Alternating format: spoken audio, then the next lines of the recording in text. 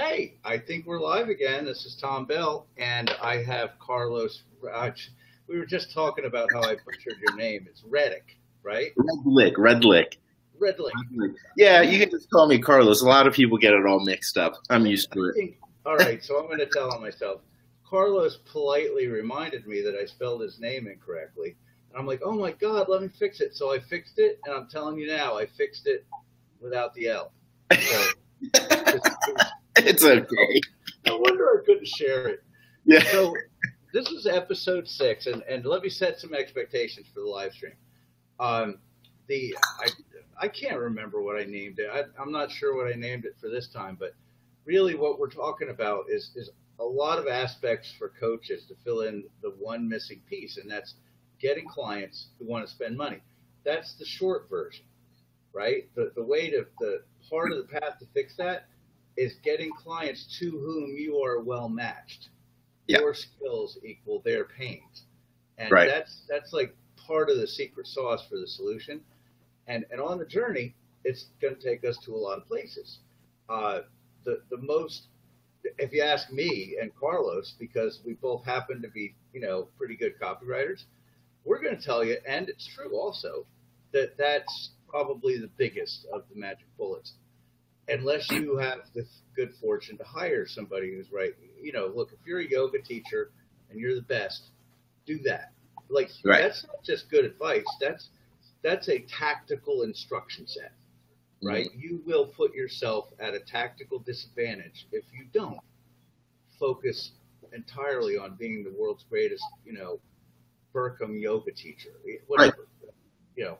But yeah, Carlos, we've been, bumping, our orbits have bumped around a little bit, on Facebook, but this is really going to be our first, actual chat together. So yeah, let's see where it takes us. I appreciate you having me on the show, man. I've been watching your Facebook Lives for a minute. I see you have some really killer guests on, so I'm just honored to be on. It's cool. Perfect. Now, I've been, look, this is my 6th live stream, so I'm learning a little bit about, how to do this. So I have my guests, I asked some questions of my guests, so it kind of gives us a framework. And I think you may have some also. I'm hoping that hey, type in comments. I'm kind of limited to Philippines selection with stuff, but hey, look, I'm high class now. I have an actual Logitech webcam taped to 2 cups that are at eye level. So that's an improvement. That's an improvement. And I have a separate mic. It's not a Yeti. It's separate. Granted, it was $4, but we're on AliExpress, huh? Have you been? So I'm gonna lean forward to look at my notes from my lovely assistant. And where are they? I'm gonna find them. That's us, top broadcast quality here. Yeah. It's funny, man. Things don't even have to be all that high quality now. Everybody that I do my podcast with are either doing it somehow. I don't know how they hooked it up, but they jerry-rigged their phone as like a camera, hooked it up somehow to the lap. I'm not very technical, as you can tell, so maybe this is easy. But they just hook it up, super cake, and man, it's like different angles and all this stuff. So it's funny, man. It's like this new way. I mean, not new, right? It's been around for years. But this whole internet marketing thing, it's blown up so many. I mean, like, we can go on live. We can go on freaking Zoom. We can do so many different things. And it's all basically, you can do it from your phone. I'm on my Mac right now, which I just got. I heard once you go Mac, you never go back or whatever. It's true. But yeah, man. I hear the new ones are going to have no ports whatsoever. The latest thing. Really? Yeah, I am too. Yeah, exactly. Super fancy.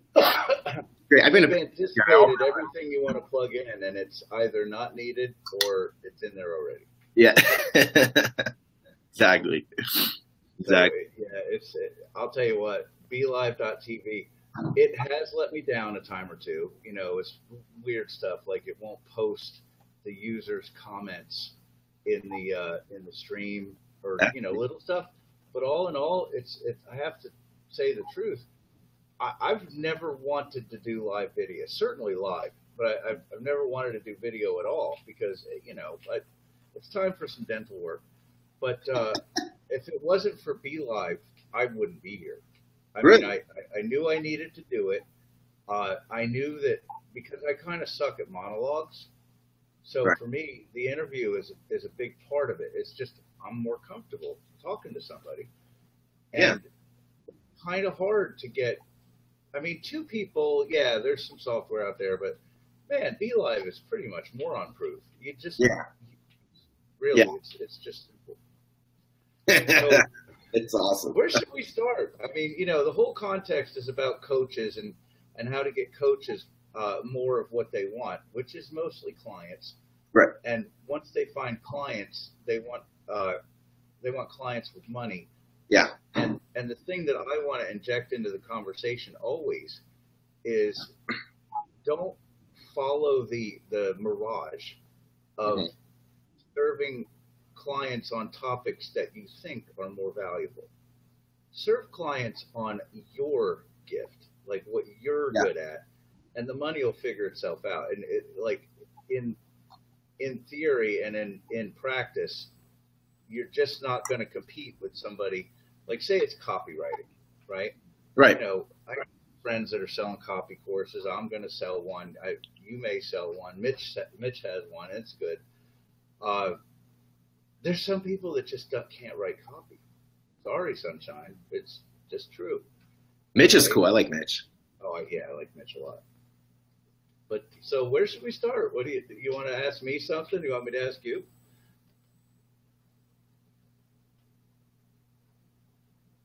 Has it frozen on us?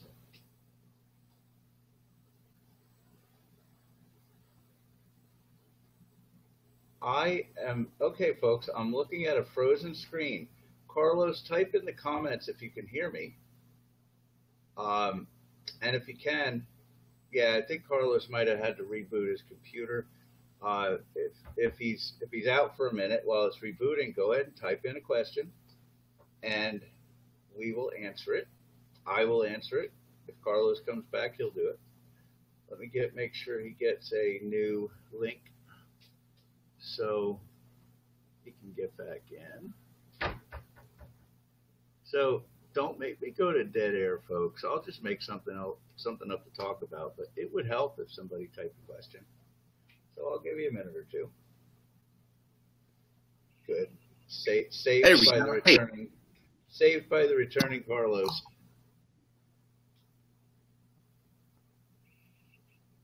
You're such a tease. Did we come back? Did we come back? Yeah, I think we're here.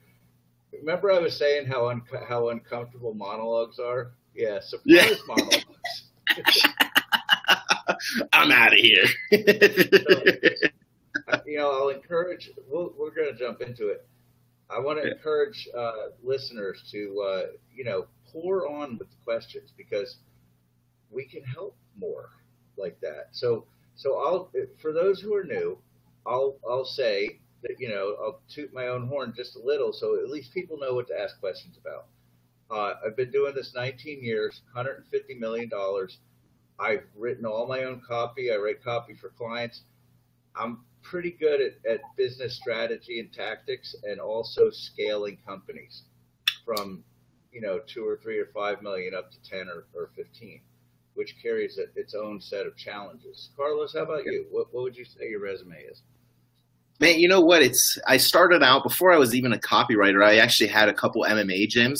So I kind of learned copy because I needed to survive. I actually needed to run my own businesses. You know what I mean? So believe it or not, I actually paid a copywriter $5,000, maybe just under $5,000 or whatever. And it was really not the best experience. And so for a long time, I actually did not like copywriters. I was like an anti-copywriter. And I'm like, man, forget those guys. I'm writing my own copy. I know what my customer wants. They don't know. They're just going to take my. So I was very jaded against them. And it's funny. I started working with a few clients and a few friends. One thing led to another. And I started helping. And I was like, man, you know what? They've got the same complaints I do. They're saying, man, copywriters are too cocky. They think they're better than they are. This, that, and the other. And I was like, man, I have the same exact experience. And so one of the things that helped me resonate with a lot of my clients, which I think can help pretty much anybody, right, is when you've been in their shoes. And if you haven't been in their shoes, some kind of story to relate to that makes them feel like you're in their shoes. I mean, it goes a huge way. One of the things that I kind of wanted to drop it on here, one of the things that really helped me, and it helps me now, is whenever I try to write copy different places or for different niches or whatever, is I'll go, it's a funny hack. I go on Amazon.com, and I actually got this from Jay Abraham, so I didn't make it up. But I go to Amazon.com, I type in a book. So let's say I'm in the weight loss niche or something. You know, I'll type in weight loss, find all the top 100 books and the ones with all the reviews and all that cool stuff. And then I'll go sifting through the reviews and look at all the 5-star reviews and look at what the killer testimonials are. And then all the ones that aren't killer testimonials, right? The 1-star and 2-stars, right? Now, the 5-star reviews are huge because they're essentially going to be your story. Sometimes I've literally loosely ripped off an entire testimonial from an Amazon review and used that as an intro. And it actually was for a woman's weight loss product. It was pretty funny. But I mean, this one lady, literally, she was like, it was like perfect copy. She's like, I have a confession to make. I bought, hundreds of these programs and I did everything I could and nothing seemed to work. And I kept banging my head against the wall and blah, blah. And she had like a huge essay. I'm like, oh my gosh, that just wrote my copy for me, right? So, I mean, one of the things, if you're not sure how to tap into what your consultant client wants or what your coaching clients are, or whatever it is, dude, and a simple hack is just go on Amazon, look at the reviews, and they'll tell you what they love. And again, with those 1-star reviews, they tell you exactly what they hate. So one of the ways that I like to frame my bullets is I'll go through all those reviews. I'll look at the 1s, the 2s, I'll categorize like the top 100 or whatever it is. And then I'll go through there and if somebody says, I hated how this weight loss program didn't give me a meal plan.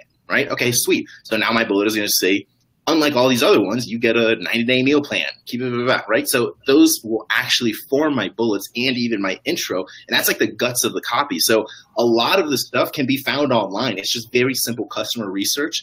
And you can literally resonate and tap into exactly what they're thinking. It's crazy. Yep. I mean, Jay Abraham shared that, and I was like, my mind was blown. I'll share. I'll share this with you. I'm aware of the same exact, it's kind of weird. I think of all the working mentors, guru, whatever the word is, that there's really 2 camps out there, right? There's the Dan Kennedy camp and there's the Jay Abraham camp, right? And I'm in the Jay Abraham camp. It's just, personal preference. And I'm aware of that. Here's something that I added to that, and I'll share it with the viewers and share it with you also. If it's I like to go after like women's diet, that's huge. I like to go after the big stuff, just like you. And I will have an assistant or a researcher go in and pull down the full text of all 5- and 4-star reviews and all 1- and 2-star reviews. And then I'll parse it. I'll parse the whole text across, 8 or 10 products in a niche for the words people use. I love it. If somebody can't lose weight and the word desperate comes up a lot, that's a whole lot different than the word uncomfortable. Yeah, that's huge. Yeah, so I'll parse. I'll get my languaging and jargon from that. So it's just a tweak on that. What you said, yes, and then in addition, you can get your wording right. Well, that's huge too. I mean, if people don't feel like, I automatically stop listening, and for better or worse, I just stop listening to people who use huge words. The only person I literally listen to, which I make fun of, is Jay Abraham, and he uses these huge words. I have to go now, run to the dictionary, and look that shit up and figure out what he just said, right? So, other than him, because he's just a beast, and everybody should follow him, right? I mean, man, if you're talking in a way that just disconnects from people, even if it's for a second, remember, they're on your page for just a few seconds. If there's any drop-off point, they're off. They're at it. It's just like what's Carlton call it, the grease slide or the grease shoot or whatever it might be. It's like your copy should just read so smoothly. It's just sliding down the page. You know what I mean? Yeah. I mean, if you want to get that. It's funny. I had a chat with Jay not long ago. And, not at the corner bar after drinking all day, just after, a cup of wine. Right. Maybe it was a cup and a half. I don't know. It's hilarious. Knowing Jay's body of work. I mean, I know it pretty well. Right. And being sober.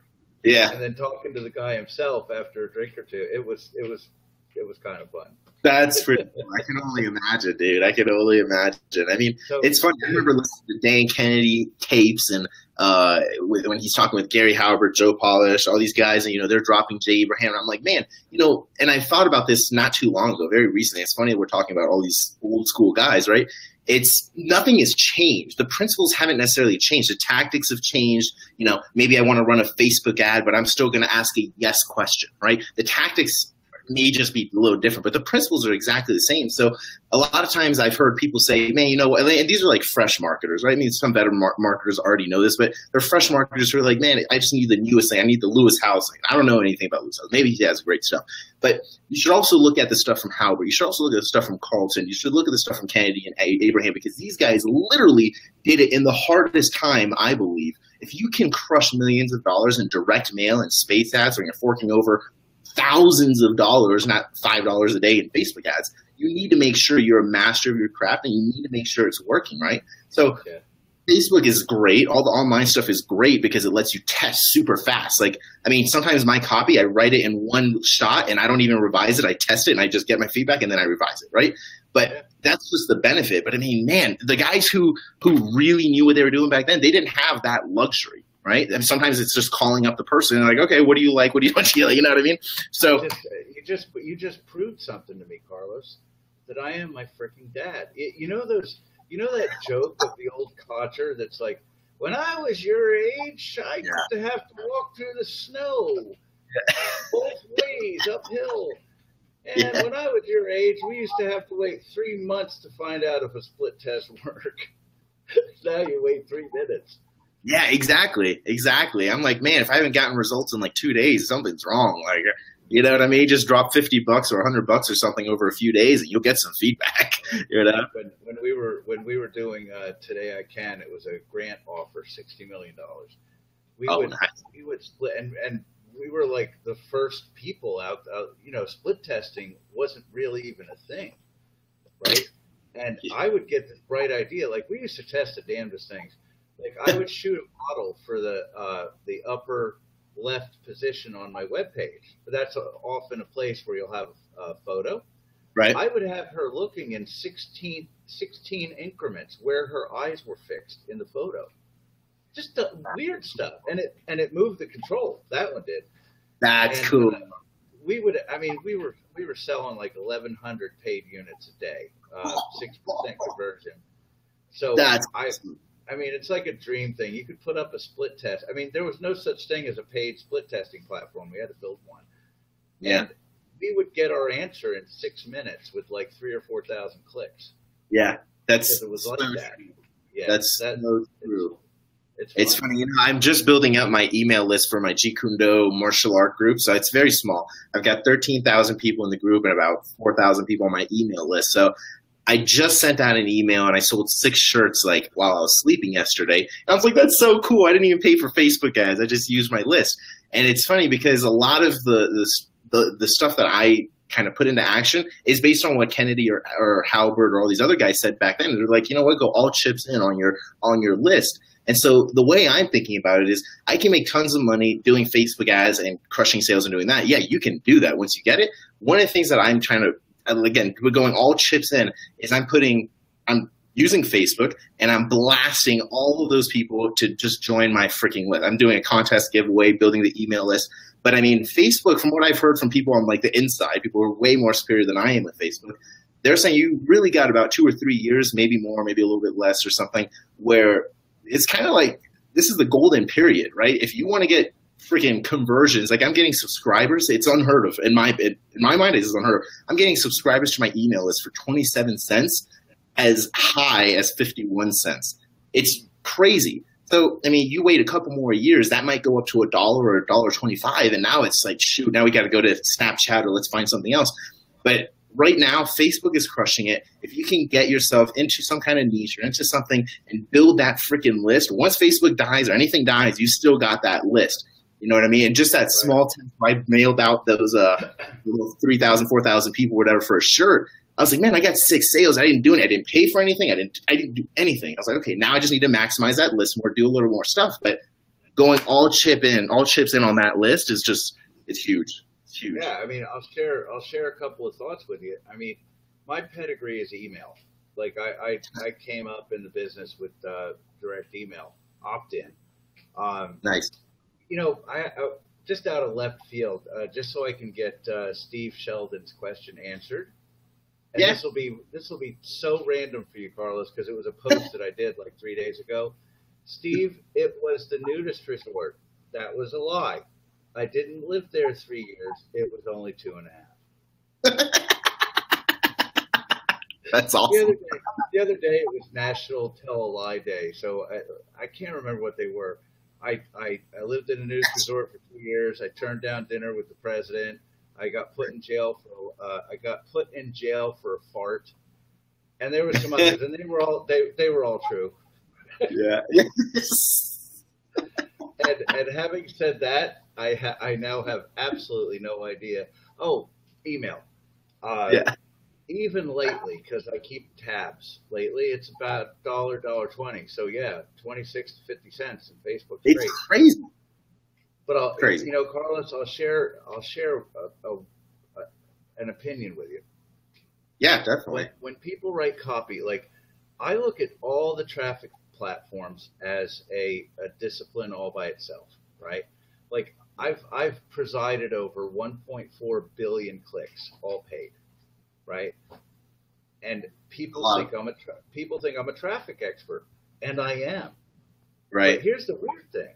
The weird thing is, ask me to post to Facebook. I tried to promote this live stream the other day. I almost threw the computer out the window.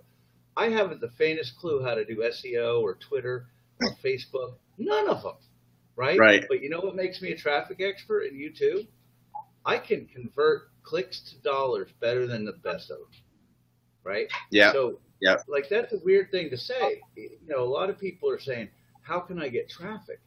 Right? And I'll 99% of the time, what they're really saying is, "How can I get conversion?" Mm-hmm. Because in a world where affiliates exist, and that's all of them in the online space, who wouldn't pay to get what they want, a new customer? Right. Everybody either has an affiliate program or they could be talked into one. Exactly. That's just a solid fact. Like I've always now when my money has taken, I've gone from homeless to earning like 6-8 million a year more than once. Right? Yeah. So when the assistant goes away and the team goes away and the coders and the art department, I didn't know how to do any of that stuff, like running Facebook ads. Right. But it goes back to focusing on your one thing, right? I'm pretty good with converting, making offers convert. And there's the copy, there's doing the copy part of it, and that's super valuable. And then there's also stuff like, now you started with offers, right? Your own stuff? Yeah. Carlos? Right. So you're in this club too. Like right. When I took, I pick on copy clients. I hate them, right? I'm an offer guy, right? Yeah. But when I do take a client, or did, because I think that's over, well and truly. Yeah. But when I did, I said, look, don't call me a copywriter. Call me an offer guy. Because like if your job was to sell a diet pill, right? Mm-hmm. And let's say, for argument's sake, the diet pill was good, right? Right. You could, write in the copy, I'm being funny, that it cures cancer. And, right. Exactly. And it would sell better, right? The refunds and chargebacks and the FTC knocking, that would all be a side effect of not understanding like the whole business behind putting up a sales page, right? Yep. So developing offers, that was half of a left field rant, but yeah. No, it's true, dude. It's true. I mean, once you can convert on cold traffic, which when I hear offers, I think people converting on cold traffic, not necessarily warm traffic. And it's not just that, obviously. But, I mean, once you've got the ability, just like you said, to convert words into money, convert traffic into money, that's really where it's at. So when people say, man, I want to get 100,000 people to my site, you don't really want that. What you want is to convert some of those people and make the profit that you were hoping to make, right? So you're right. I mean, there's just like, it's just like coming back to I'm pretty decent at writing copy, but I'm not a traffic guy. So what I do is I actually talk to my buddy Brandon Stewart, and he's just a master of Facebook. And he's the one who hooked up my face. Like, I don't even know what I'm talking about with Facebook. I know the theory of it, but I just know how to write really good copy. And what he's done is he would copy and paste whatever pixels on there, runs the traffic, and he's like, if you can make the words work, I can get the right eyeballs on there. And that's when, boom, it was like the perfect match. Now I'm getting those cheap freaking subscribers, and they're super engaging. It's crazy. So, I mean, you know what's cool, Carlos? Like, this is worth going back. I mean, you know, our listeners are pretty smart people, but I want to go back and diagram what you just said, because it's a really big deal. First off, same as me, so we should be closer friends than we are. But you know, you described something that I really preach about a lot, and that is you're good with copy, right? Now, on the one hand, it's good for you that you have Brandon, right? So that's good. It helps you, you know, hire or partner around your weakness, same as me, right? But the big, like the supercharger for all that is it's good for Brandon. Right. Oh, so, yeah. Killer for Brandon. When you Brandon has gotten clients, I'm pretty sure, just because he hooked me up for free and I'm getting ridiculous results. And now I promote him on shows like this. I promote him all of the time because he literally saved my life. I mean, he didn't save my life, but I mean, I was paying 40 cents a click thinking I was loving life. And then I was like, man, 20 cents a click. I'm loving life. And then he's like, dude, you don't need to be paying for clicks. We need to be paying for subscribers. Like, that's a switching point. Okay, cool. So he fixed that for me. So, I mean, absolutely right. A lot of this stuff is just building the connections, building relationships with the people who are better than you at certain things. I mean, if you go all chips in on what you're good at, then that's what you're going to be an expert at, right? People hire me not because I'm a decent copywriter and a decent Facebook guy and a decent funnel builder. They know I'm okay with other shit, but I'm really good at writing copy. And if for some crazy reason it doesn't convert, I don't just dip. I stay there and make it work. So a lot of the times it's just like what you said. If you go all chips in and you know what you're good at and you just really cram down on focusing on making that good, you'll attract the other people. Assuming you're not even social on Facebook, you'll attract the other people who are like, I want to partner with this person who's really good at copy. I can do all this traffic stuff, but I don't know the other stuff, right? Or guys who are like, hey, I've got a killer product with a doctor approval thing. I mean, tons of amazing stuff. I'm actually talking to a person. I don't want to drop his name yet, but he's been on a New York Times bestseller. He's written books with Jim Rohn. He's done all of this stuff, but he's not a marketer. He's got a 40,000 person email list. He's got another 1 million person Facebook. I mean, ridiculous, but he hasn't really figured out a way to monetize it. So I'm like, oh, perfect. And he actually is a perfect example of this. He said, look, guys, I'm an expert course creator. I'm an expert when it comes to building books, writing books. He's like, I can bang out a book in a week. No problem. So he's got all of that stuff. He's like, I just need somebody to help me with traffic, help me with copy. I will do everything else. You know, I was like, perfect. That's what you need. I mean, if we can get the traffic done, we can get me writing the copy, and you're the expert figurehead. Man, I mean, there's so much opportunity there. It's really almost too good to be true. That's why I don't want to drop his name yet. It's crazy. They're not. And by the way, I don't know the guy, and I hope I'm wrong, but I've danced, I've ridden in that rodeo a time or two, right? Yeah. Find out when the last time he emailed the list was. The 40,000. Oh no, you're right. I've done that research. I mean, the guy is not getting crazy open rate. He gets like 10% open rates or something like that. Is he at least mailing it once in a while? But he mails it once a week, not once a day. I told him let's mail him, like try to mail him a couple times a week, a few times a day or something. You know, I'm a little bit more hardcore on trying to mail a lot. A lot of look, I'm once a day or maybe 10 times mass market offer. But I've run into that phenomenon, the same exact story. So this is me telling you the odds are that it's not too good to be true, because there's a lot of these guys. Yeah. And they'll have like a 40 or 50 or 100,000 subscriber email list that they haven't mailed in a year. Yeah, exactly. And I have to be the bearer of the news that the list is done. The list is just dead. Yeah. You have to mail a mailing list. I had that with another client of mine who had this 1 million person list that he talked to 4 years ago. So I'm like, it's okay. So one of the things that we actually started doing, and it's a pretty simple strategy, my buddy Robert came up to it. He's another traffic dude. And what he's done is he'll just take this guy's list, upload it on Facebook, target those emails on Facebook. Maybe, I forget what the percentage, maybe 30% or I forget what the percentage of those people are actually going to end up on Facebook. But then we just remarket all of our ads directly to those people. And you can be, if there was a million people that eventually had done business with Carlos Redlich and I just haven't mailed them in a few years, you know, where has Carlos gone? Or did you do business with Carlos? Whatever ads. But I mean, you can target exactly what these guys are doing. I mean, did you buy XYZ product 4 years ago? You know, read this shit. You know? I just had a random idea, right? Random idea. But I'm going to say it out loud. And somebody, if you test this, or Carlos, if you test it, let me know how it works. Right? And here it is. The next time you're at like a county fair or, you know, one of those fairs where you can like go to jail for charity, you know, and they lock you up for like you know, people sponsor you to give money to charity. Now, Carlos, if you can hear me, your screen has frozen, so you might have to log out and log in. But I'll just finish the story.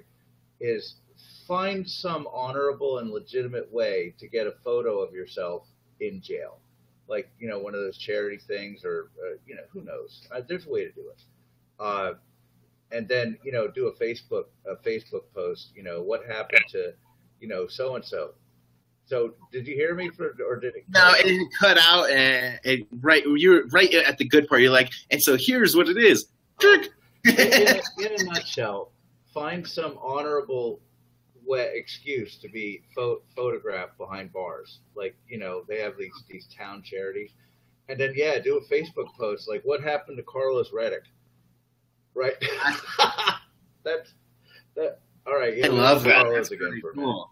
But yeah. That's really cool. That's some of that outrageous marketing right there. Outrageous advertising. That's almost as good as going to jail for a fart. Yeah, exactly. I'm gonna try that. You could write an ad about that. That's just a good advertorial waiting to be written. Something about that. Yeah. Somebody asked me at a seminar not long ago, you know, where do you get your inspiration for hooks? And I thought back to a letter. The headline was something to the effect of, you know, everything was fine and dandy until the stripper started throwing things over the fence and the riding lawnmower landed in the pool. That was like the headline. Yeah. Something really close to that. And they're like, yeah. Where do you get your inspiration for something like that? Because it happened. It's real. That's funny. Man, those crazy. Frank Kern had something about a stripper, which was pretty funny. One of his ads that apparently did well from what I've heard. I don't know. That's pretty funny that you bring that up. Man, anything outrageous or out of the box like that, it's going to grab. The first thing you've got to do is get their attention before you do anything else. So, I mean, right there, that grabs their attention. Now the next job is just suck them in and validate that a little bit more. You know what I mean? But that's cool. I like that. Yeah. Oh, God. This could devolve into war stories. Let me remind the viewers, you know, we have a few, just, you know, keep it up with the question. Hey, at least put enough stuff on there so that I can feature stuff, so I don't have to stick with Steve Sheldon saying, ha, ha. Right. Help me out. So where do you want to go next? Man, I mean, there's so much stuff. We were just talking about Facebook ads. It was pretty funny. There's just to drop, I guess, some kind of value or whatever. There's 5 steps that I typically follow to write a long form Facebook ad, right? So this doesn't necessarily mean you should use long form Facebook ads. Actually, one of the best ads I run right now for my own martial art niche is like, do you love Jeet Kune Do? Click here to win a free book. And that's it. That's like, and it's crushing it, right? So it doesn't always have to be long. But assuming you want to build, and this actually sometimes works with coaches and consultants and stuff. They usually do these longer form posts to resonate with the person before they click over, and that's totally cool. So one of the things that I've discovered is these 5 steps. I don't think I made this up. I think I ripped it off from a few different people and just kind of modified it. But it's essentially step 1 is you ask a yes question. So, and this is awesome because you can literally sell anything. I'm going to freestyle something here. I'm going to sell this water bottle. Sell me this water, right? Okay. Video. That should be sell the pen, right? Yeah. Okay. So the 5 steps, right? Ask a yes question, right? So do you want water? Assuming you were in the desert, right? It has to be, right? So do you want water? Yes. Or even better, do you want more customers? Yes. Number 2, a story to relate. Man, I remember when I was super thirsty and dying for thirst or whatever, and I just would do anything for some water, whatever your story is, right? So there's your story to relate. Step 3 is the big aha moment. But then something crazy happened. I stumbled across purified drinking water right here in Colorado, and it was the most unbelievable water I've ever had. In fact, it helped me do X, Y, Z, and it was just crazy, right? And then you suggest the possible solution, which is step 4. But, you know, this worked for me, and it's worked for, you know, 5 or 6 or 20 or a million of my other buddies. Maybe it'll work for you too. Now, that one's really important because I'm not directly saying this is going to freaking work for you. It's planting in their head that it might work. It's worked for me. It's worked for hundreds of other people. It might work for you too, right? So they're like, man, I really hope this works for me. And then step 5 is just a call to action, right? So, excuse me, you know, click here to go watch a free video or whatever it is. So, I mean, those 5 steps: ask a yes question, a story to relate, the big aha moment, suggest a solution, and the 5th one is just call to action. That's if you are ever stumped on how to write a Facebook ad or what you're going to write, even if how to write an email, those are pretty simple steps that you can follow to get the process going. And if you're going to do an ad, I mean, that basically completes it from A to Z. I mean, you get the whole ad done within those 5 steps. For the short form stuff, what I'll generally, like for the one that's crushing it right now, I'll generally just do step 1, do you want more customers? And then step 5, click here, right? So they're still in there. So longer form, step 1 through 5, short form, step 1 and 5. So, but I mean, that's, yeah. Yeah. Have you found that, like, what are some of the differences between long form and short form? Is one better overall, or is one a better tool for a particular job? Yeah, I mean, so there's a theory, but obviously the answer is always test, right?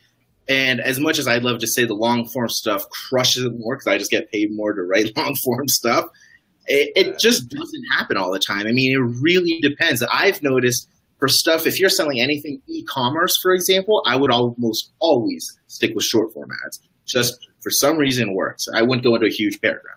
Short form, click, check it out, right? And for anything else, I would still test it. But the long form stuff tends to work well when you're trying to get people on a webinar for a high ticket product. That's what I've noticed. So coaches who are like, hey, buy my Facebook course, they'll go into a long story on their Facebook ad. And then at the end, the call to action is register for my.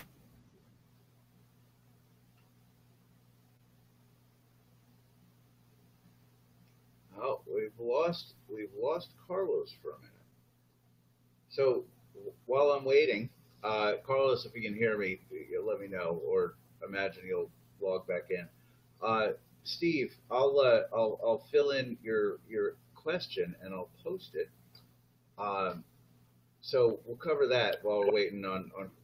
Hey, Carlos, you know, I just started to answer a question, so we'll come back around to that. Yeah. Steve asked a question. I read somewhere that Google bots don't like landing pages that aren't part of a larger website.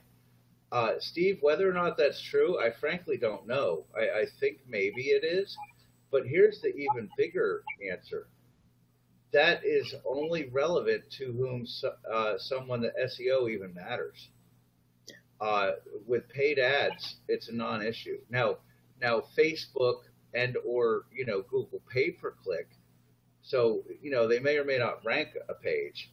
With Facebook and Google AdWords, you start to get into, will they approve the project, right? Right. If they don't like the landing page flow. But having said that, there's always a way. I don't know the answer, but there's always a way. And, I'll add in as the punchline, don't use that as an excuse to not have a landing page. You always should. Yeah. A lot of affiliates. Go ahead. Well, I'm sorry. Well, yeah, just based on what he said, I've actually heard the same thing. So I think it may be true. But just like what you're saying, you're writing for conversions. You're not necessarily right. If you're doing this for Google AdWords, then you're doing it paid traffic. If you're doing it for Google SEO, then I would stress that SEO people are probably going to hate me, but you don't want to write for computers. You want to write for the people, right? People who are going to visit your website. So a standalone single one-page website with no other links on the side will generally convert better because the only option is to opt in, right? But sometimes Google does want you to have like other pages in there. And so I found that you can do that. You can kind of build a fake mini site or whatever just to get approved.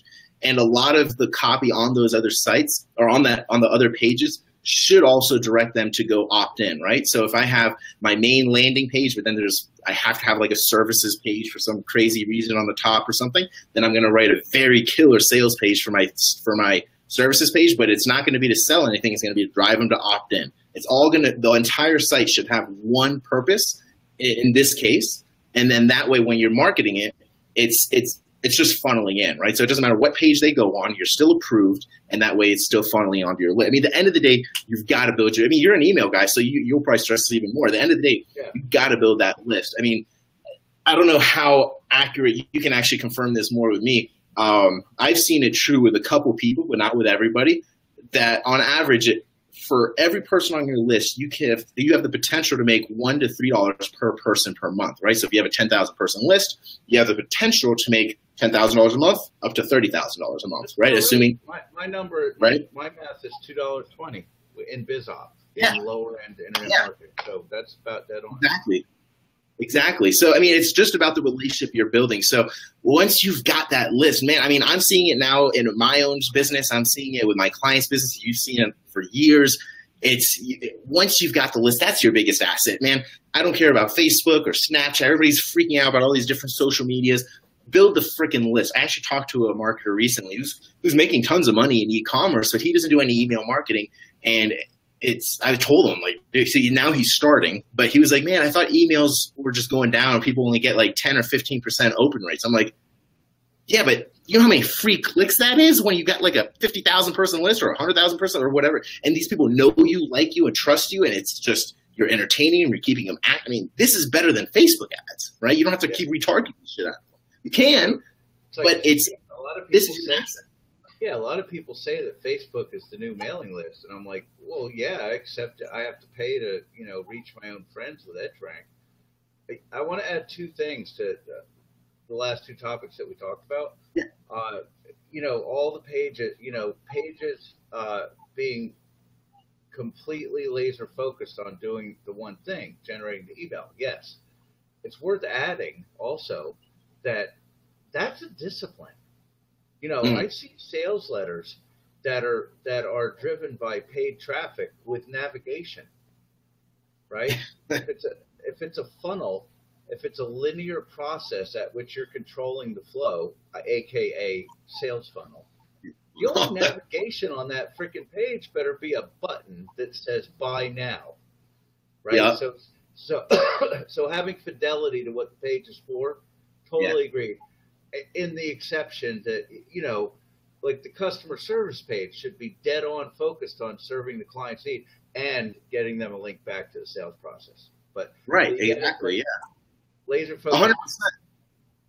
100%. The customer service page, a lot of the times when I write them, I actually frame it's funny that you brought that up. I frame them all as kind of FAQs and objection obliterators. That's all it is. I mean, they come to the page to see customer service, here's our number if you got one, or your whatever email for it or whatever. But check out the top 20 frequently asked questions, and you have a video, you make it super cool. And then, I mean, it's actually giving them value. They're overcoming all of the objections. You always want to throw in some testimony. I mean, if you got a cool designer, I would always throw Bob Bly does this actually really well. He'll throw the testimonials on the side of the page, and I think TRS Direct may do this also. But anyway, that stuff is killer. You know what I mean? You have your main copy down here, and you've got 50 testimonials coming down the side, and it just works great. Just like you said, always leading it back to the sale or the opt-in or whatever the main purpose of the page is. One of my tricks, I've done this since day one. Not a lot of people, if any, do it. I give out refund bonuses, right? I've always used telephones, 90%, or at least had the option. And a lot of people say it's expensive, but in my view, it's too expensive not to do it. Because this may sound cynical, but I totally stand behind it. The biggest bane to the existence of an information publisher is the fact that 90-something% of the people never take any action whatsoever. Yeah. They have the tools, they have the book, and it's like I went off and studied like a monk 80-20 and Pareto principle, and I got a lot of good answers out of it. But people don't take action. It's what keeps me up. It's what kept me up at night until I figured out some stuff. But here's one thing that's true of refund people: they're taking action. Yeah. Right. And I can't tell you how much good luck I've had by when somebody is passionate enough about the process to ask for their money back, they probably reviewed it. I will shower them with digital bonuses, paid stuff, right? And here's the punchline. At least a third of the time, they'll come back and buy the upsell. They'll buy a product that was higher priced than the refund. Or I'll make them an offer like that. All my CSRs are salespeople, right? Not to beat them up or deny. I never denied a refund ever. Right. Right. And nobody else should. But yeah, like try that. That's probably one of my best tricks. Give out refund bonuses and engage and let them call you on the phone and pay for that. It's 70 cents a minute on average across like 6 or 7 seats. That's cool. Yeah, and I'm talking about English as a first language. You know. I live in the Philippines. It could be done here, but spend the money, give the bonuses, and then people are just shocked. A, that they got somebody on a real phone, and B, that happening. It shows that you care. Because at the end of the day, they're action takers. And if you look at any sales funnel, right? I have a phrase, right? And it's called shield against mediocrity. I'll do like the 1-minute version of it. If you look at, as my fiance would say, according to science, if you look at like this, I put this together. It hit me like a lightning bolt at Matt Basak's seminar one day. He was writing down his numbers. Like, I sold 100,000 products. I'm making the numbers up, so I'm not making any claims for Matt. But, I sold 100,000 products, and, we sold 20,000 of this upsell, right? And then we sold X amount of this and X amount of this. And the moral to his story was like Jeff Walker and Yannick Silver were at the end. Right. So, and it blew my mind because it was 20% each time. That's 20%. Those people that make the jump to the big time, like there's a curious phenomenon that I call shield against mediocrity. So let's look at the numbers. An average internet marketing offer is going to do 4 to 6% refund rate. It'll do maybe 0.1, 0.1, 0.5 in chargebacks if they're honorable. And they'll have, let's be charitable and say they'll have 10% usage on the product. That's bullshit. It's right, or 3. But I was gonna say it's like 5 maybe. Let's call it 5. So they'll have 5% usage on the product, right? And let's round the numbers and say 5% refunds.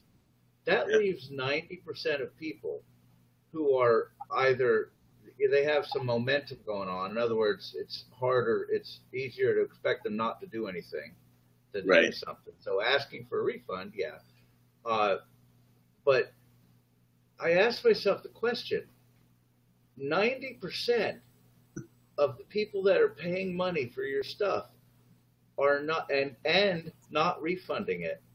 You have to ask, are they getting at a tangible value?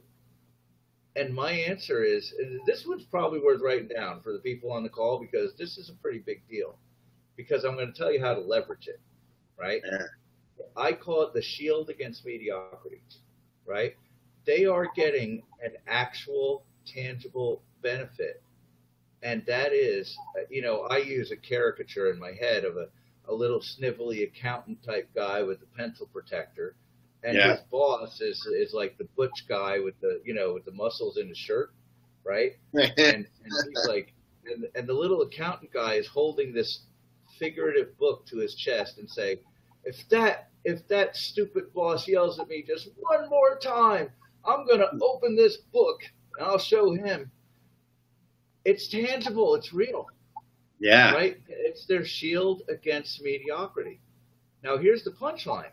If you believe that, which I do, I commit a lot of thought to this, and I've advised some seminar speakers to, offer big packages, right? Like I know one seminar speaker who does this. He's usually the top guy on the billing, if everybody actually took him up on all the stuff that he's offering, he'd do it because he's a great guy.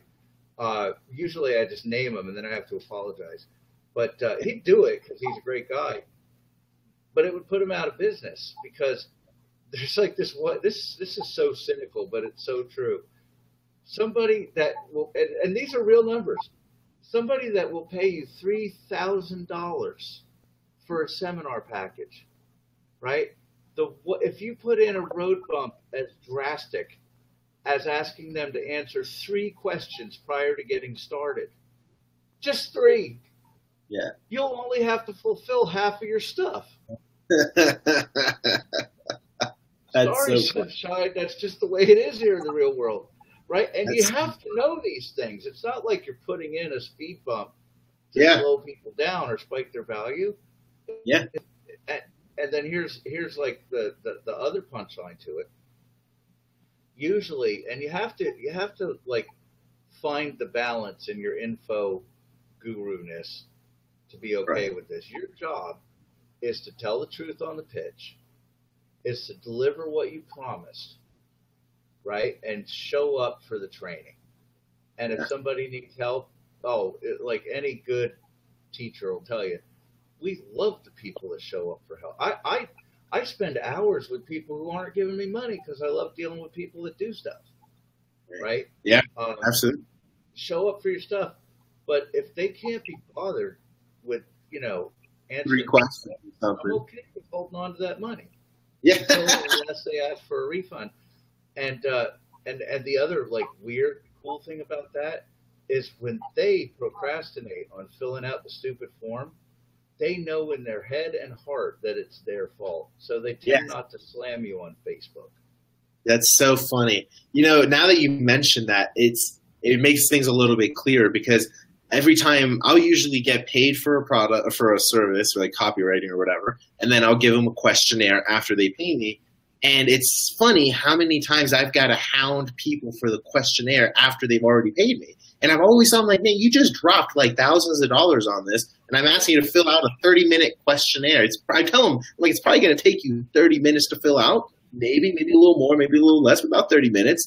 And they all say, okay, they pay me the money. And then I'm following up for a good 2 weeks. Hey, where's that questionnaire? Hey, I'm like, man, these people just want. So anyway, what that comes to, though, it's kind of like what you're saying. It's like people are just buying the magic pill. And then once they pay, it's like that whole fitness thing. People will buy the fitness product and feel instant gratification that they just paid for it. And it takes 2 or 3 weeks to get to them or a week to get to them. And they're just like, oh, now I got to. They've lost the fire. They don't necessarily want to actually do anything.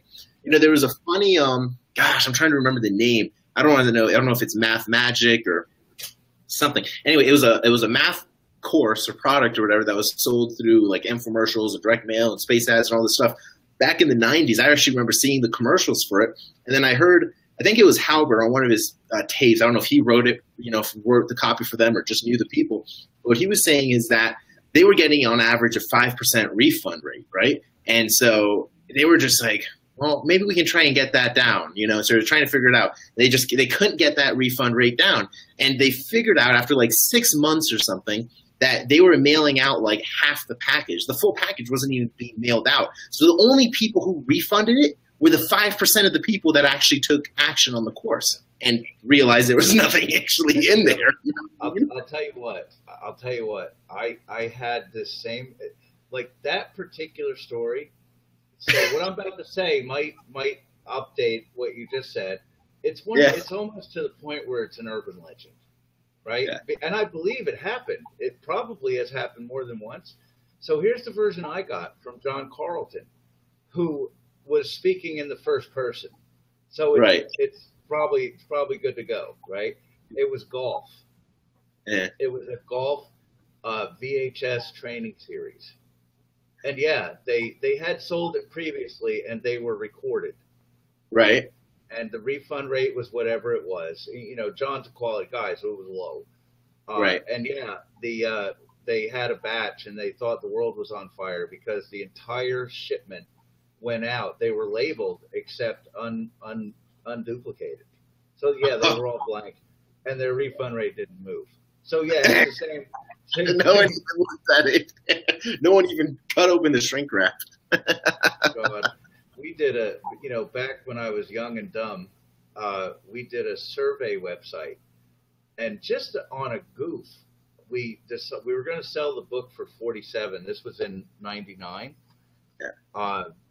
Oh, I got a story to tell you about the survey site also. But back in '99, we were going to do an ebook for how to get paid for surveys. And remember, '99, everything was new. Like everything was something you could test. Like, the whippersnappers don't understand how good they got it. You can buy a book about anything, right? Yeah. So at the last minute, I had read somewhere about these handy dandy new continuity websites back in '99, and we took a straight up ebook, chopped up the chapters, and put it in a member area for 47 a month, right? And the sad truth is, I just forgot. The business was out there because we were doing a lot of big things with our grant business. And I looked in like 2.5 years later, and we still had subscribers. That's insane. Yeah. That's unbelievable. Quick little side story. The post that I did about turning down dinner with the president, I'm not going to tell the whole story, but a tiny little piece of it is back in the Bush Jr. administration.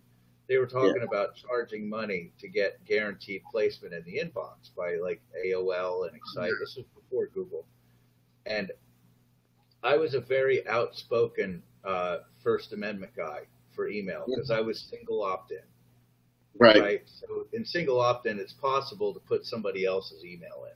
Right. Right. Of course. Yeah. But we still have the First Amendment, and that matters to me. So before canned spam, the states were suing people. Like Utah had a law against spam, and I've never sent a spam in my entire life. Right. No, knowingly. So Utah had put a law on the books, and that sprouted up a legal cottage industry where they would, tell you, they'd send you an offending email, whether it was true or not, and demand like $600, or Utah provided for a $2,000 fine if they blackmail. It was blackmail. Wow. And I was quite famous for. I mean, I had a hot shot attorney. We were making a lot of money. My standard response was, "Fine, fuck you. I'll see you in court." See you in court. I'm not. Well, but there was an honorable thing to it. I'm like, I'm not going to be the guy that puts case law on the books. I'm not going to go down in history as the guy who puts case law to make these Utah lawyers' job easier. Right? Yeah. So go to the work and sue me. Right? They never did. But I'll tell you what, that survey book, we wound up selling like 200 and something thousand copies altogether, the membership. And that was the little business that was so small I forgot it. That's incredible, dude. That's incredible. No, that was a lie. Accidental lie. We had a mailing list of 200,000, right? We were opting in everybody on the front end, so it was our mailing list, right? That's a lot of friggin'. Well, I think it was somehow we had the 200,000 subscribers emailed, and I sent out a few thousand fax, FAX, to market research companies. And I said, hey, I have 200,000 subscribers. They're interested in taking surveys. Why don't we talk about a joint venture where I can, help you get surveys done? Not only did I not get a single response from that fax, not one, somebody sued me. Because in some states, it's illegal to send, a broadcast fax. And my lawyer, the same guy who was like Captain America with the shield and the sword, right? Yeah. He just sits down at his desk and he's like, you got to pay that one. Oh, that's insane. There's a law called the Telephone Communications Privacy Act. It's $10,000 per offense. The case law is quite clear that you don't mess with facts. My lawyer was like totally courageous, but he's like, no, you're paying that one. That's serious. Yeah. That's crazy.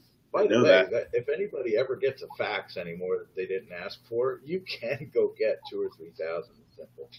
I doubt that anybody. How to make money? Well, by the way, this is worth saying. I have 2 friends that do this as like a $20,000 or $30,000 a year sideline, right? When they get unsolicited phone calls. They're on the do not call list, the federal do not call list. When they get unsolicited phone calls, they have kind of a script right there at their desk to ask personal questions that will identify the caller. Because a lot of times these callers have like unlisted phone numbers and so on. If you can make notes at the time of the call and figure out how to identify and locate the caller, yeah, that's $10K too. So you could go threaten to sue them and get 2,000 or 3,000 settlement pretty easy, because everybody in that business knows about TCPA. That's incredible. There's that. There's that kind of business. That's crazy. Oh, that's man, crazy. Carlos, this one's just fun. It's not for marketing, but it's just fun. When I was homeless in New York for a time, right? And there was this guy, like in New York, they give 5 cents for all the cans and bottles, right? It's the deposit. And the homeless guys would collect the cans and bottles out of the garbage, right? So, right. It's an industry. It's, just because it's homeless people. So the homeless people, in theory, could go into the supermarkets and redeem them, except the supermarkets wouldn't let a guy with a shopping cart with a bunch of cans come in. Right. They stop them at the door. So they have these redemption centers around New York City, right? They're open from let's call it 9 to 9, right? Mm-hmm. 9 a.m. to 9 p.m.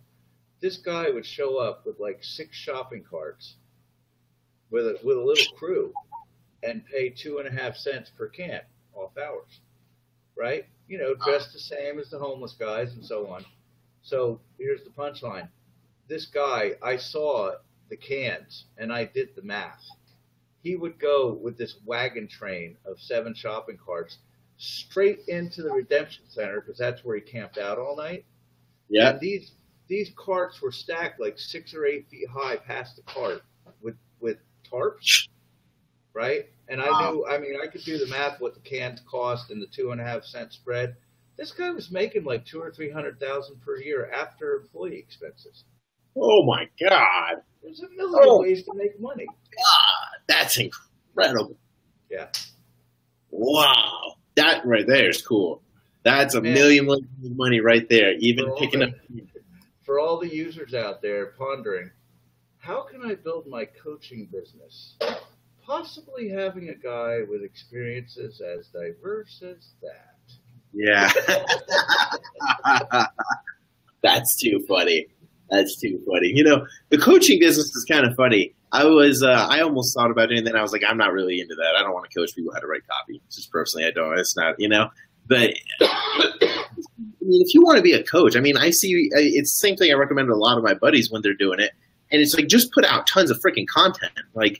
It's not even that difficult. Even if you were to sponsor your content, there's people doing it now, and it's smart, is they're just doing content video, like a little episode, kind of like what we're doing right now. And they're literally just promoting that to their people. So they run ads at the same time, which are a call to action, click here, do this, whatever. And then simultaneously, they'll also run these pure content ads that have no call to action. It's here, check out me speaking with Carlos about X, Y, and Z or whatever. Learn these 4 things or 5 things, and pure content. And so it's really interesting. If you want to be a coaching client or a coach, you've got to establish credibility. Well, how do you establish credibility? You can associate with people. You can give out value. You can do all this stuff. But, man, if you can give out tons of value and shove it down people's throats, there's a lot to be said there. Gary Vee, for example, I didn't like Gary Vee. I just didn't like him for the first 6 months of his show, just because I couldn't get past it. I just couldn't get past the show. He lost me right there. Whenever he has this weird – he lost me. And then one day I listened to his stuff, and I'm like, oh, this is actually really good. I like it. And I bought all his shit. But one of the things that he does, he would just – and I heard him say it one time. He was like, oh, if you can drop $200 a day on just content ads, you can make some business like that, even if you're not having a call to action, because now you're a real media outlet giving real content, real value. People know that it's not a pure pitch every time they see sponsored post. Oh, this is a cool show. It's a cool interview or something. You know what I mean? Yeah. So you want to get coaching clients, man. The number one thing is you got to have the credibility. And so you can do all these funnels, you can do the webinars and traffic and all that stuff. But I mean, grassroots, if you know nothing, just give out content on what you're good. I mean, if I really want to be like the copywriting coach to the world, I should probably put out every day some kind of copywriting tip or some kind of copywriting thing or some interview other copywriting. Everything's got to be about copywriting and just go, right? So anyway, it's funny because I know you mentioned something about coaches being on here, maybe wanting to get coaching clients, and that's one way. It sounds so basic, but people don't do it. They're like, yeah, I put out a video, or I've got to schedule this, and they've got so much stuff they're doing. But I'm like, dude, put out a video a day, even if it's a 1 minute video. It doesn't even have to be that hard. It could be a freaking phone camera, just put it out, and it matters. It really matters. Look, Fraser, I actually see here. Good to see my two mentors. Fraser's cool. Fraser heard about me because we started doing back in the day, I was doing like a 90-day video challenge. It was more for myself, and then I just invited other people to do it. And I'm a natural introvert. So anytime that I have to speak in front of a camera like what we're doing, I naturally get nervous. If I have to speak to other people, naturally get nervous. But it's part of life, and you kind of have to do it. So one of the things that I did was like, all right, let's do a 90-day video challenge. So I'll do a video every single day, get out of my fear. Not all of them were good. Most of them probably were just like, kick some ass today, right? Yeah. But whatever, get it out. And that's actually how I met Fraser. Now, Fraser's kicking ass. I saw some posts of him going to Thailand, meeting with Mitch Miller. Mitch is an awesome dude. I love Mitch. I met Fraser at that Thailand event. Oh, did you? Oh, sweet. Yeah. So, I mean, Fraser's great. He's like 17 or 18 or something. He's like no offense, Fraser, if you're listening, you're still like a child. You know what I mean? You're kicking ass. So it's funny, man. Once you want to get coaching clients, put out freaking content because people will actually be drawn to that. I never charged Fraser for anything that I know of. Maybe I did. But Fraser is a great example of someone who will see your content. You've come out of pure obscurity. No one even knows who the heck you are. You say something that resonates with them, and now they're still hopping onto your different calls, watching your live streams, doing cool stuff like that. You know what I mean? I made no secret out of the fact that I want to hire that guy.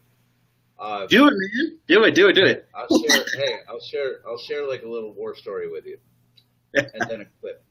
I spoke at that seminar in Thailand, and Mitch invited me to come in, and one of my friends, he was a speaker there. He would hit me, weeks prior, and say, how's your PowerPoint coming, right? And I said, I'm not doing a PowerPoint. What do you mean? Why not? Why aren't you going to do a PowerPoint? Like maybe the impression was that I was just phoning it in, and I wasn't just that engaged in the process. Right. And remember, we haven't even touched on this yet, and I'm happy. Look, we're going to go long, but I'm happy to fill in my passion in copy and basically everything is what I call adaptive copy. So it mixes some technology where you have a quiz, and then it updates the sales page that they see based on their answers. Like, for a grant, if you want a government grant, what for? To go back to school.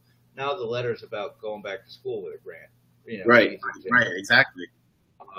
So I'm all about adaptivity, and my intention was to just stand up there and be prepared to answer any question on any topic. Yeah. Now, not blowing my own horn too much. I've been at this 19 years. I am at the rent age of 120. The short answer is that I can answer most questions on a lot of topics, right? Yeah. And only somebody who could do that could pull that shit off. Now, my friend is also, he had a great PowerPoint. He had a great presentation. I'm not going to name him, but all total respect. The guy's making twice the money I am. I'll give him that. So total respect. But yeah, I just stood there and answered the questions. And Fraser, you were there. You tell me if it was any good. Yeah. And it just, look, I wasn't even into coaching and in the coaching and mentoring world at all until like a month ago. And here's something that I'm really excited about.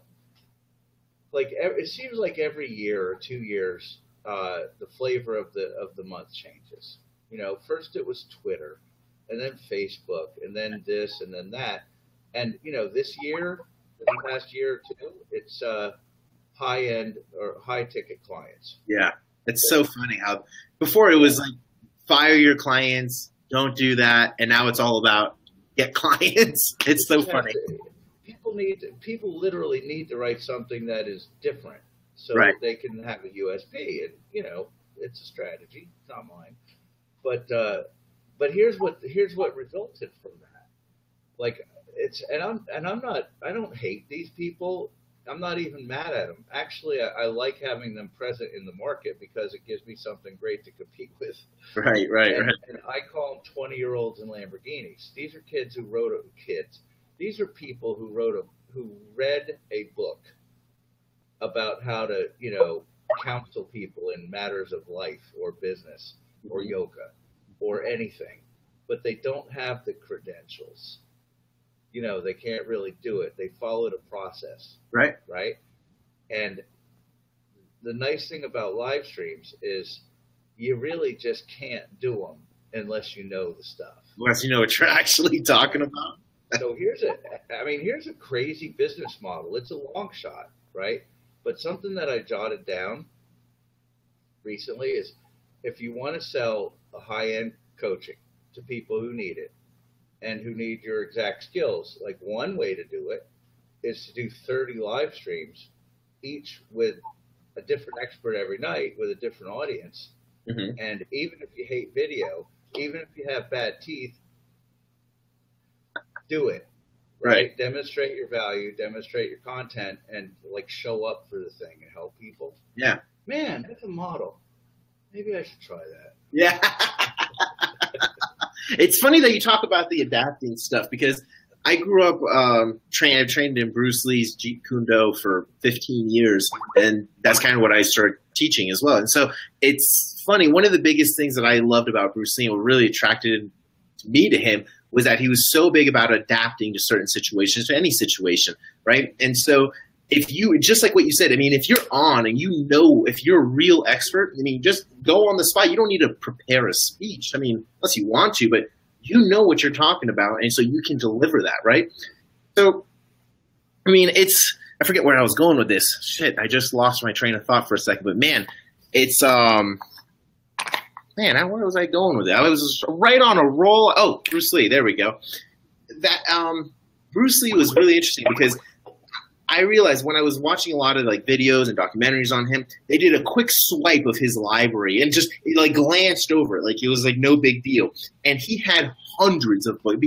What would people think about Bruce Lee, right? They probably think he's got kung fu books and all these other how to fight books and all this philosophy books, and he had that stuff, but he had hundreds and tons of books on persuasion, on sales and marketing and human behavior. A lot of people don't. Yeah, a lot of people didn't know that. He had the ultimate, Jesus Christ, Definite Chief Aim by Napoleon Hill, Think and Grow Rich, how he tells you to think your Definite Chief Aim or Ultimate Chief Aim or whatever. So he actually read the book, carried around with him his Ultimate Chief Aim or Definite Chief Aim. God, I can't remember the name. Whatever it is, he wrote down have you heard of the Definite Chief Aim thing before or no? Oh, I haven't. So Think and Grow Rich.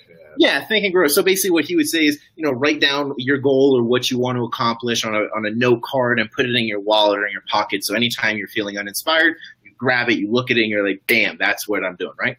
So he did that. He actually wrote down, I forget, I'm going to screw up exactly what he said, but you can Google it. He said something along the lines of, in X amount of years, I'm going to be the highest paid Asian actor in America. I'm going to have $10 million or $1 million. I want to say $10 million.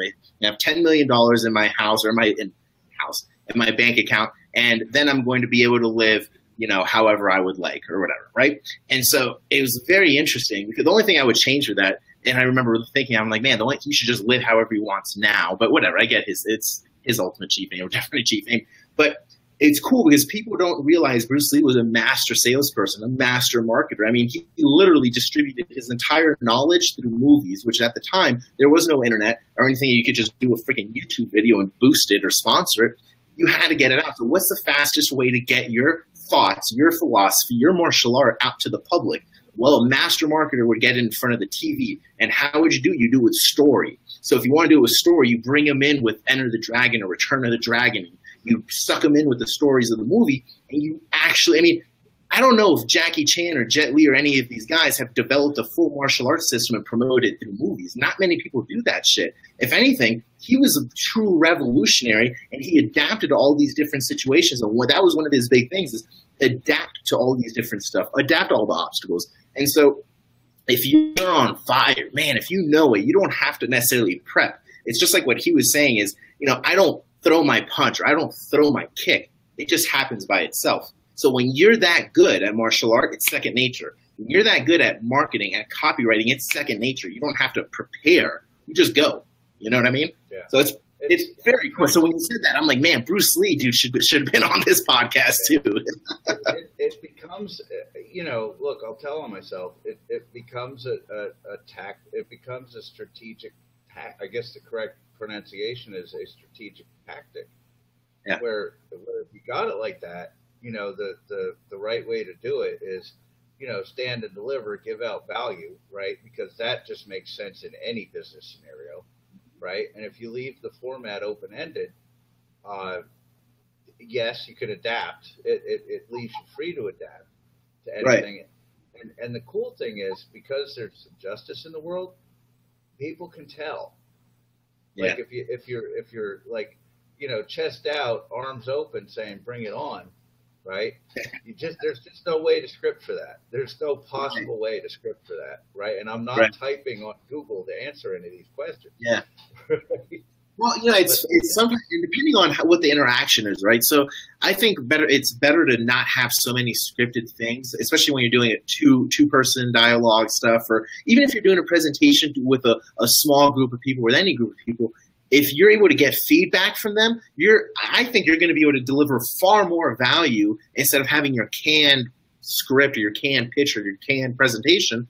You actually, here's 5 minutes of my spiel, here's my stuff, and then start getting in. Oh, that resonated with them. Oh, that's what they're interested in. Okay, now let me attack that. Because that's really where you're going to give the value. And I think the more we get into these Facebook Live things, because Live is like the new deal. I mean, it's not new, but people who go live, I think, show a little bit more credibility because there's no rehearsing. You fuck up, you fuck up. You don't fuck up, you don't fuck up. Whatever it is, right?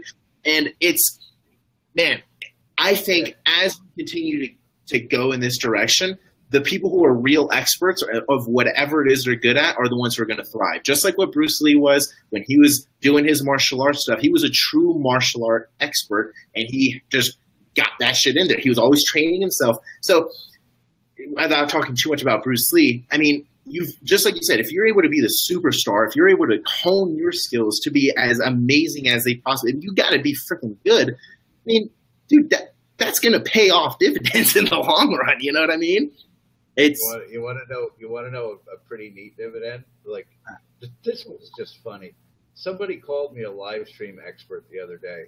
This is number 6 ever, right?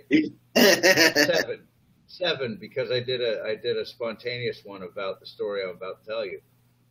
So we got a call from a television content producer, works with like Hulu, Netflix, and all those people, looking for expert content.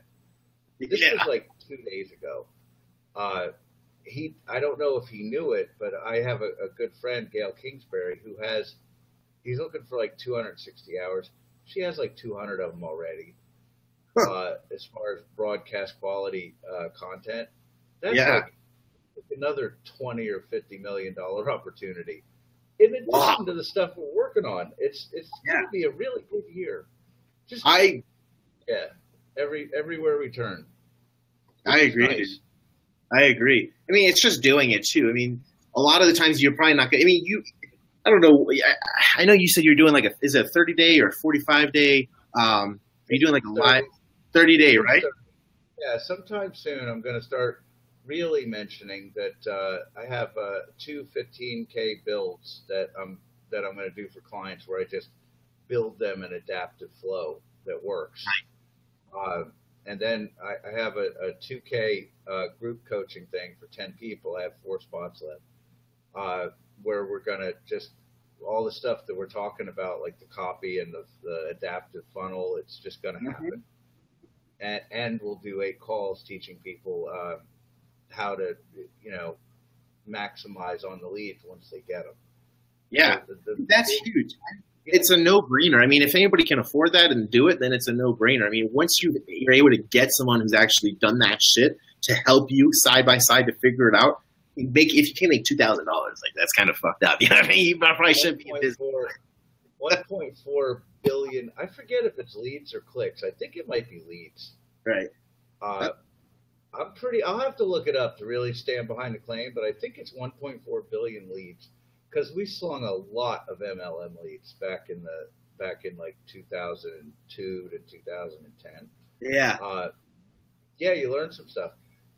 As nearly as I know, like I haven't met anybody who's used a landing page earlier than I have, and I built my own without a template. So I think I may have, you know, pioneered the damn thing. Yeah. That's awesome.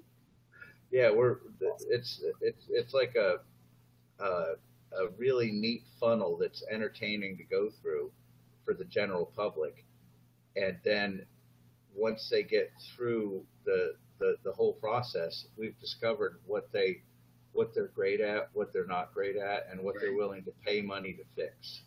That's sick. We'll send the perfect coaching client to the perfect coach for the client. That's awesome. The what's the word? Equity. It's 100% equitable from all angles. Yeah, that's what the 10 people that we wind up starting April 15th. That's what they're going to inherit. That's cool. The beta for all that. That's cool. You know, Carlos, I think we have set a record for the longest call. Yeah. Had to be kick-ass call, so, you know.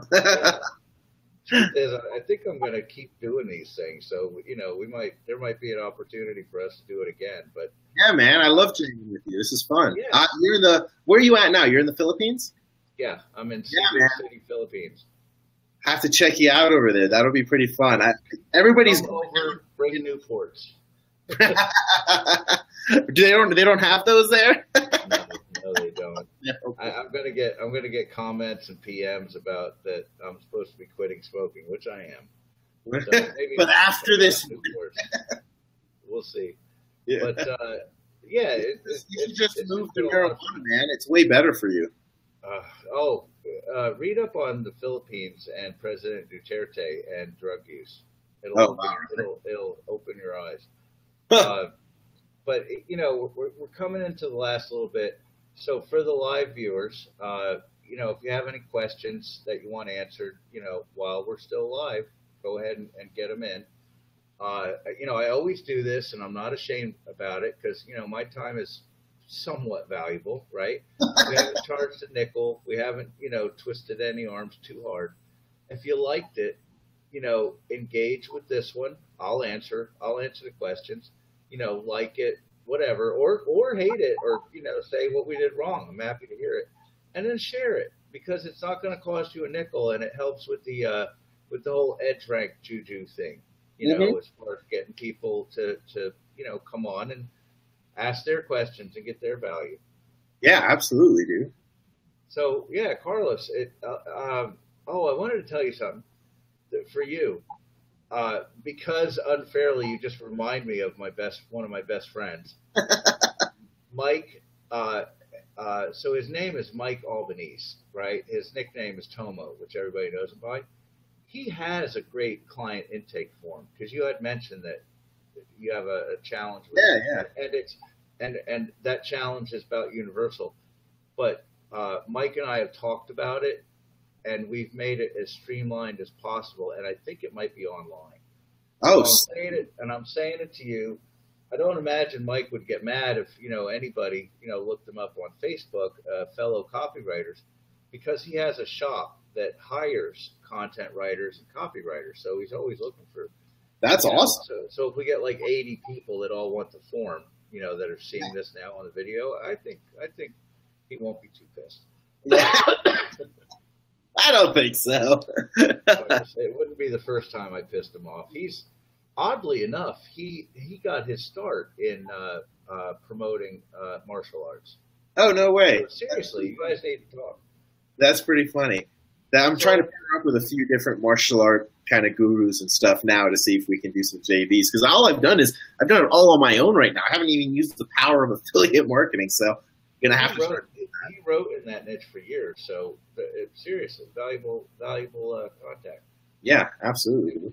I see that people are, not coming forth with the questions, and we've been at this, I think, like an hour and a half. So we'll call it a night, and look, there's Fraser at the last second in this interview. How did you each position? Yeah, Fraser, my positioning is me. It's just me.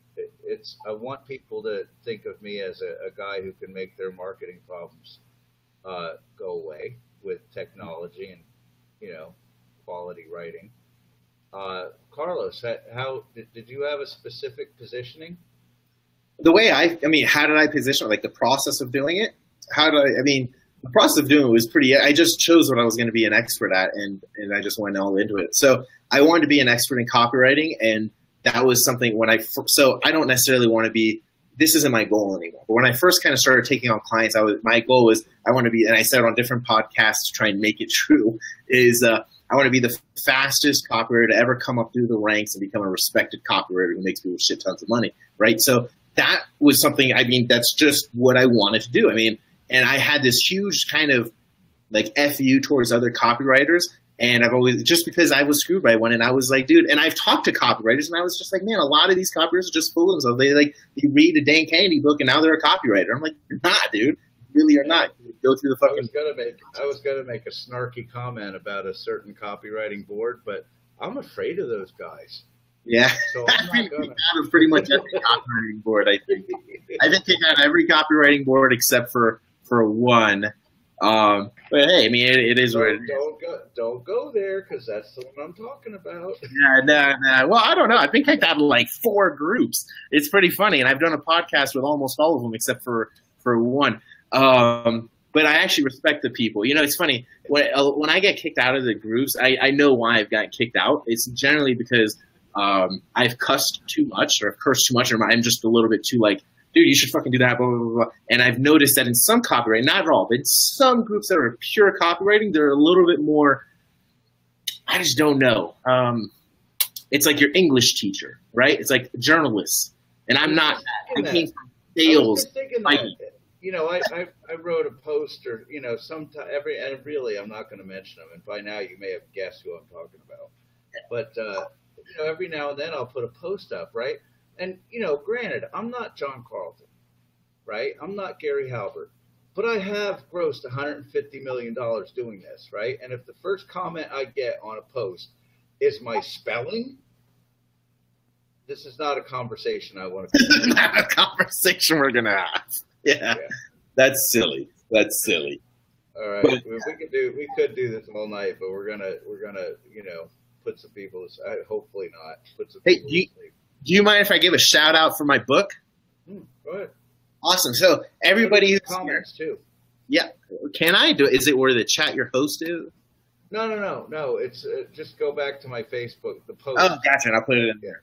Awesome. So basically, guys, whoever's watching this, go ahead, grab my book. It's called The Copywriting Playbook. It's on Amazon for $9. You probably can, squeeze it for $7 from somebody else who's got it used and wants to sell it to you. Whatever it is. It's essentially going to be a very basic introduction. So if you're a veteran copywriter, this is not going to necessarily help you, right? But if you're totally new to copy, or if you're an internet marketer who wants to kind of understand the fundamentals of copy, it's a very good book to show you the intro, show you the basics. Then I give you essentially 60 or pages, 50 pages, something worth of all of like my swipes, the stuff that I've written that's actually worked, and I put them in there so you can modify it, copy it, switch it. One word of advice, because I've noticed this, they're obviously there for the swiping and you can use them and stuff, but you don't want to swipe stuff word for word, obviously for plagiarism reasons, but it's just not going to work, right? If you swipe my stuff word for word and you put it on your page in a semi-similar niche, it probably will not work. So use the swipes that are in this book to kind of back up what you learned in the first part of the book and then go into motion. So anyway, it's called The Copywriting Playbook. Get it on Amazon. I don't know if there's guarantees, but it's on Amazon, so it's easy. It's $9. So, Carlos, I feel compelled to speak to that. if you buy Carlos's book and you're one of my Facebook friends and you want me to look at your headline, it's not, the book is what, 40, 50 bucks? My book? Less. My book is $9 and like 95 cents or something. Right. That's gonna have, you don't get it. You can be ashamed of yourself. That's going to have me personally review your headlines, which I'll do, right? That's huge. Thank you. Also, I want to add also, because my other good friend Mitch Miller is in the middle of a launch for Copy Penthouse.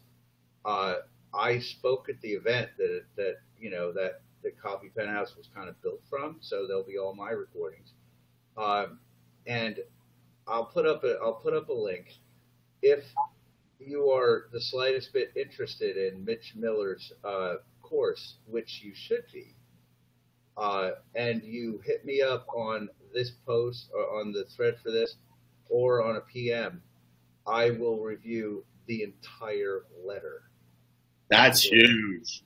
That's huge. I also fully endorse Mitch Miller. He's an awesome copywriter. I've done podcasts with him. I've talked to him. I've jammed out with him. I mean, the guy's super cool, knows his shit, real expert. And he's actually we keep going on these little tangents, but just to blow his little ego up a little bit more. He's one of the copywriters I really respect, not just because he's a copywriter or a consultant or whatever, but I mean, this guy he goes for what he wants. He positions himself how he wants. And he's just a no BS guy. Like, he doesn't dilly dally around. He doesn't what Mitch is up to because Mitch just tells you. You know what? It's a very transparent and it's very cool to see, which I think is a great business move. The more transparent you are, I mean, his copy cunt punch videos or whatever are so aggressive, but they're freaking hilarious and they're great and it gets people. That's what inspired these. Is it? I'll tell on Mitch a little bit. I was sitting across the table off camera for one of those videos, like number 2, I think it was. Yeah. And God bless Mitch. He really wants to help. He wanted to help people. And there were just a lot of takes because he had a certain way that he wanted to word stuff. And we were having dinner. It took a while. Yeah. So that inspired this. I mean, I'm not going to come out with, that language. It's just not my thing. I'm not afraid of it. It's just not my thing. But that was the basis for this. And for that matter, the coaching thing that I'm doing was inspired by a very similar program that Mitch did. So I'll recap. If you buy his program and then look, this is an affiliate play. Let's be crystal clear, right? PM me first, or I'll put a link up there, so I'll make a few bucks off of it. But in return, look, my rate's $15,000, and I get it for endpoints for a letter. I'll review the letter and tweak it. I'm not going to write the whole thing, but I know Mitch's course is less than $15K. I don't know what. I think it's a few thousand. I have no idea, but it's good. Yeah. We're keeping it casual. I won't twist anybody's arm. I'll throw in one last point. I know there are some Thailand people on this call or were from the comments. I dare even a single person, because I know there aren't any, a single person that was in that room that will put on this comment thread that it wasn't worth the money. There won't be any. Yeah. So let's call it a night because we could go forever.